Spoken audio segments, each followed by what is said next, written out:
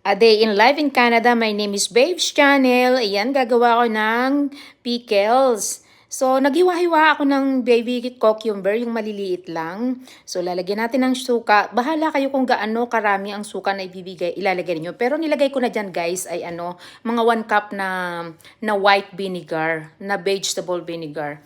At nilagyan ko lang siya dyan ng 2 kutsarang brown sugar.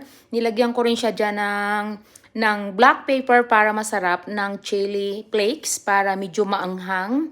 And then, ilalagay na lang natin, haluin muna natin yan para na-mix natin yung kanyang lasa. Ang aroma niya, napakasarap ng amoy. At pwede natin siyang ilagay sa empty jar natin. Yan, nilagyan ko na siya ng empty jar, pang-stock ko yan. At ito naman nasa Tupperware, aking yan, pwede nang kainin agad in 24 hours or later.